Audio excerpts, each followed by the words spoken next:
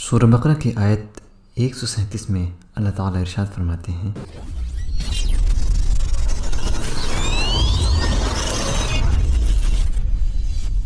فَإِنْ آمَنُوا بِمِثْلِ مَا آمَنْتُمْ بِهِ فَقَدِ اهْتَدَوْا وَإِنْ تَوَلَّوْا فَإِنَّمَا هُمْ فِي شِقَاقٍ فَسَيَكْفِيكَهُمُ اللَّهُ وَهُوَ السَّمِيعُ الْعَلِيمُ، جس کا ترجمہ ہے، پھر اگر وہ لوگ اس طرح ایمان لائیں جس طرح تم لائے ہو تو ہدایت پر ہیں، اور اگر اسے منہ پھیر لیں تو کھلی بات ہے کہ وہ ہٹ درمی میں پڑ گئے ہیں۔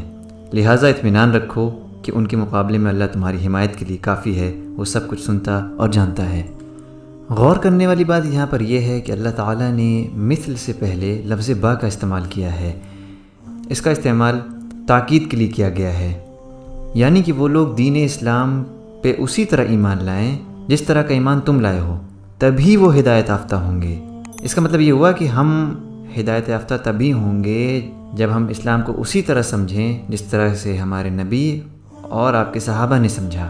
اب اپنے آپ سے ہمیں یہ سوال کرنا چاہیے کہ کیا کوئی بھی انسان یہ کہہ سکتا ہے کہ وہ رسول اللہ صلی اللہ علیہ وسلم کو صحابہ سے زیادہ محبت کرتا ہے؟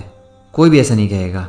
کیا ہم میں سے کسی نے اپنی پوری دولت اسلام کے خاطر دے دی جیسا کہ ابو بکر صدیق رضی اللہ عنہ نے کیا؟ یا ہم میں سے کسی نے بھی ان اذیتوں کو جھیلا ہے جس طرح حضرت بلال رضی اللہ عنہ نے جھیلا اسلام کی خاطر؟ مجھے یقین ہے ہم میں سے کوئی نہیں ہوگا ایسا۔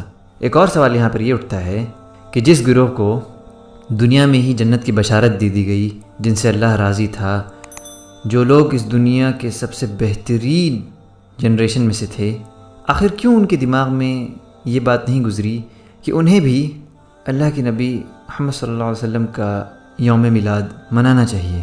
حالانکہ وہ آپ سے بہت محبت کرتے تھے اور ہر وقت اپنی جان دینے کے لیے تیار تھے، لیکن اس کے باوجود انہوں نے ایسا نہیں کیا کیونکہ ہمارے نبی کا حکم بھی نہیں تھا۔ اب ہمیں سمجھنا چاہیے کہ بدعت کیا ہوتی ہے اور اس کو سمجھنا بہت ضروری ہے۔ اکثر لوگ یہ کہتے ہیں کہ تم موبائل یوز کر رہے ہو، کار یوز کر رہے ہو، مائک ہے، فین ہے، یہ سب استعمال کر رہے ہو، حالانکہ ہمارے نبی اور آپ کے صحابہ نے کبھی ایسا نہیں کیا، یہ بھی تو استعمال کرنا بدعت ہوئی۔ تو ہم ان سے کہتے ہیں کہ بھائی پہلے بدعت کا صحیح معنی ہمیں سمجھنا ہے۔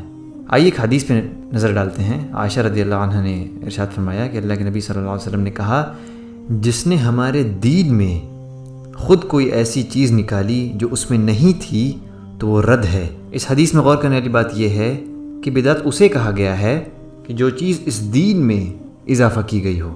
کسی بھی چیز کو بدعت تبھی کہا جائے گا جب دین میں اس کی وجہ سے کوئی اضافہ ہوا ہو۔ آج ہم جو بھی نئے زمانے کی چیزیں استعمال کر رہے ہیں، اس سے ہمارے دین کی شکل نہیں بگڑتی ہے۔ جیسے اسلامک کانفرنسز ہوتی ہیں، یہ بھی بدعت نہیں ہے۔ اس کی وجہ یہ ہے کہ دین کی شکل ویسی کی ویسی رہتی ہے۔ دوسری چیز، جو قرآن ہمارے پاس آج ہے وہ اس طرح کی کتابی شکل میں اللہ کے نبی کے زمانے میں نہیں تھی۔ بعد میں جب اس کی ضرورت پیش آئی، اس کو ایک کتاب کی شکل میں بنایا گیا، اور اللہ کے نبی کے زمانے میں قرآن میں کسی طرح کی تشکیل یعنی زیر زبر پیش یہ بھی نہیں تھا، بعد میں اس کو قرآن میں ایڈ کیا گیا۔ لیکن کیا اسے بدعت کہا جائے گا؟ بالکل نہیں، اس لیے کیونکہ دین کی شکل ویسی ہی تھی، اور قرآن کے الفاظ اور ان کے بولنے کا جو طریقہ ہے وہ بھی بالکل نہیں بدلا۔ اب ہم آتے ہیں عید میلاد النبی کی طرف۔ جیسا کہ ہم پہلے ہی بتا چکے ہیں کہ صحابہ نے کبھی اس کو نہیں منایا، نہ تو صحابہ کے بعد کے لوگوں نے اس کو کبھی منایا۔ یہ چیز بہت بعد میں منظر عام پہ آئی۔ ہم عید میلاد النبی کا کوئی بھی ثبوت کسی حدیث کی کتاب یا فقہ کی کتاب میں کبھی نہیں پائیں گے۔ اب سوال یہ اٹھتا ہے کہ کیوں اسے بدعت کہا جاتا ہے؟ جواب بہت آسان ہے۔ لوگ اسے مناتے ہیں یہ سمجھتے ہوئے کہ یہ دین کا ایک حصہ ہے، یعنی کہ ایک تیسری عید۔ اس کے علاوہ ہم یہ بھی دیکھتے ہیں کہ لوگ اس دن جلوس نکالتے ہیں جس میں ڈی جے ہوتا ہے، جو کہ اسلام کے بالکل خلاف ہے۔ لوگ اپنی نمازوں کو چھوڑ دیتے ہیں اور عید میلاد النبی منانے میں مصروف ہو جاتے ہیں، اس بات کو بالکل بھولتے ہوئے کہ اللہ کے نبی صلی اللہ علیہ وسلم کی آنکھوں کی ٹھنڈک نماز میں ہے۔